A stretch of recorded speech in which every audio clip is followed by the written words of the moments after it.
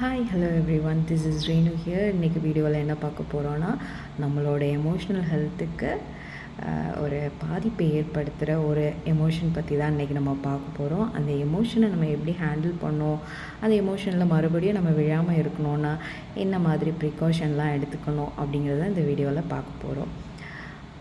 First emotional ஹெல்த்னு சொல்லும்போதே என்னடா புது வேர்டாக இருக்குதுன்னு எல்லாத்துக்கும் தோணலாம். எமோஷ்னல் ஹெல்த்னால் என்னங்கிறது ஃபஸ்ட்டு பார்ப்போம்.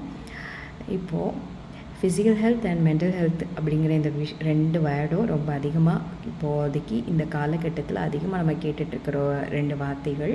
ஆனால் எமோஷ்னல் ஹெல்த்துங்கிறது இனி அதிகமாக கேட்க போகிற வார்த்தைன்னு கூட சொல்லிக்கலாம். இப்போது இந்த எமோஷ்னல் ஹெல்த்து தான் இந்த மென்டல் ஹெல்த்தோட ரூட் அப்படின்னு சொல்லலாம். இந்த எமோஷ்னல் ஹெல்த்தை நம்ம கரெக்டாக வச்சுக்கிட்டோன்னா நம்மளோட மென்டல் ஹெல்த் வந்து ஹெல்த்தியாக இருக்கும். அப்போது நம்ம மனசு வந்து ஆரோக்கியமாக இருக்குன்னு வைங்களேன், ஆட்டோமேட்டிக்காக நம்மளோட உடம்பு ரொம்ப ஆரோக்கியமாகிடும். எப்போ நம்ம இந்த எமோஷன்ஸில் விழுறோமோ அப்போதான் அந்த எமோஷன்ஸை இம்பேலன்ஸ் ஆகிற எமோஷன்ஸ் எப்போது எல்லா மனுஷனுக்கும் இருக்கிறது தான். ஆனால் அந்த எமோஷன்ஸை ஒரு பேலன்ஸ் ஸ்டேட்டில் வச்சு நம்ம பார்த்துக்க முடியாமல் அதை வந்து ஒரு இம்பேலன்ஸ் ஸ்டேட்டுக்குள்ளே போகும்போது தான் பிரச்சனையே ஆரம்பமாகுது. ஸோ அந்த எமோஷ்னல் லெவல்லே அந்த ப்ராப்ளங்களை நம்ம கிளாரிஃபை பண்ணிட்டோன்னா நம்மளோட மென்டல் அண்ட் ஃபிசிக்கல் ஹெல்த்தை ரொம்ப அழகாக நம்ம பார்த்துக்கலாம். ஸோ இந்த மாதிரி நம்மளோட எமோஷ்னல் ஹெல்த்துக்கு டிஸ்டர்பன்ஸை ஏற்படுத்துகிற ஒரு விஷயத்தை இன்றைக்கி நம்ம பார்ப்போம். அது என்னென்னு பார்த்திங்கன்னா துரோகம் அப்படிங்கிற இந்த ஒரு உணர்வு வந்து ஒரு மனுஷனுக்கு வாழ்நாளில் கண்டிப்பாக ஏதாவது ஒரு ஃபேஸில் கண்டிப்பாக எக்ஸ்பீரியன்ஸ் பண்ணியிருப்போம். எக்ஸ்பீரியன்ஸ் பண்ணாத நபர்களே பார்க்க முடியாது. அந்த எக்ஸ்பீரியன்ஸ் கூட நம்ம இப்போ இருந்துகிட்டு இருக்கலாம். இல்லைன்னா அது நம்ம லைஃப்பில் எப்போது ஒரு வாட்டி அதை எக்ஸ்பீரியன்ஸும் பண்ணியிருக்கலாம். ஆனால் அந்த விஷயம் திடீர்னு நம்ம மனசில் ஞாபகத்தில் வரும்போதோ இல்லைனா அந்த பிரச்சனைக்குள் நம்ம இருந்துகிட்டு இருக்கும்போதோ நம்மளோட எமோஷன்ஸ் தாறுமாறாக மாறிடும். நம்மளோட ஒரிஜினல் நேச்சர்லேருந்தே நம்மளோட ஒரிஜினாலிட்டியை நம்ம மாற்றிப்போம். அதுவே கொஞ்ச நாளாக கான்ஸ்டண்ட்டாக நம்ம பண்ணிகிட்ருக்கும்போது நம்ம யாருங்கிறதையே நம்ம மாற்றி வேற ஒரு நபராக மாறுறதுக்கு கூட சான்சஸ் இருக்குது. ஸோ அந்த துரோகம் அப்படிங்கிற ஒரு விஷயம் நம்மளோட சர்க்கிள், நம்மளோட ரொம்ப நெருக்கமான தொடர்பில் இல்லாத நபர்கள் மூலமாக நம்ம எக்ஸ்பீரியன்ஸ் பண்ணியிருந்தோன்னா ஈஸியாக பிளாக் பண்ணிடலாம். பிளாக் பண்ணிவிட்டு அவங்கள அடிக்கடி சந்திக்க வேண்டிய ஒரு சூழல் இல்லாத ஒரு நேரத்தில் கண்டிப்பாக அது வந்து அந்த எண்ணங்கள் நம்மளை வந்து ரொம்ப டிஸ்டர்ப் பண்ணாது. இது அந்த துரோகம் அப்படிங்கிற ஒரு விஷயம் நம்மளோட சர்க்கிள்குள்ளே டெய்லி நம்ம பார்க்குற ஒரு நபர்கள் மூலமாகவோ நம்ம டெய்லி பேசுகிற ஒரு நபர்கள் மூலமாகவோ நமக்கு ஏற்படுறப்போ தான் ரியல் கேமே ஸ்டார்ட் ஆகுது.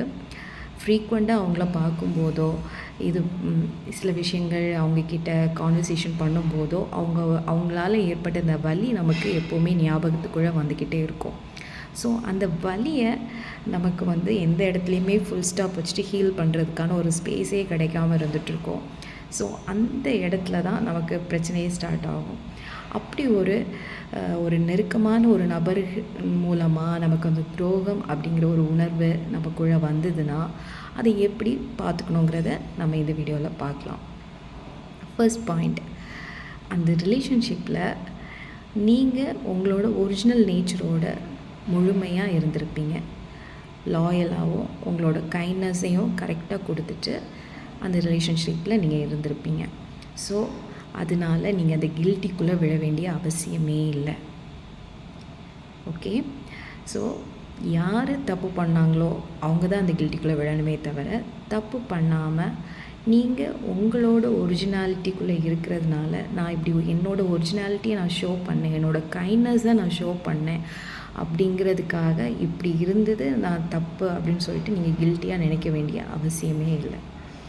ஸோ ஏதாவது ஒரு பாயிண்டில் நீங்கள் இங்கே கொடுத்துருக்க அந்த பாசிட்டிவிட்டி கண்டிப்பாக உங்களை வந்து சேரும். அது அந்த நபர் மூலமானே கிடையாது, ஏதோ ஒரு வழியில் கண்டிப்பாக அதை நீங்கள் ரிசீவ் பண்ணுவீங்க. அதில் முழுமையாக நம்பிக்கை வைங்க. ஏன்னா என்னது அதிகமான அழகு நம்ம வெளியே கொடுக்குறோமோ அதுதான் நமக்கும் வந்து சேரும். அதனால் நீங்கள் கொடுத்தது எல்லாமே பாசிட்டிவாக தான் கொடுத்துருக்கீங்க. அதனால் உங்களுக்கும் பாசிட்டிவான விஷயங்கள் தான் எப்போவுமே வந்து சேரும். அதில் முழு நம்பிக்கையாக இருங்க. இப்படி இன்னசென்ட்டாக அங்கே இருந்திருக்கோம் அப்படிங்கிறத நினச்சி கில்ட்டியாக வேண்டாம். ஓகே. ஸோ அப்படி நீங்கள் சமாதானமாகிட்டு அப்படியே இருக்கக்கூடாது. மறுபடியும் அது நடக்கலாம் நம்ம லைஃப்பில்.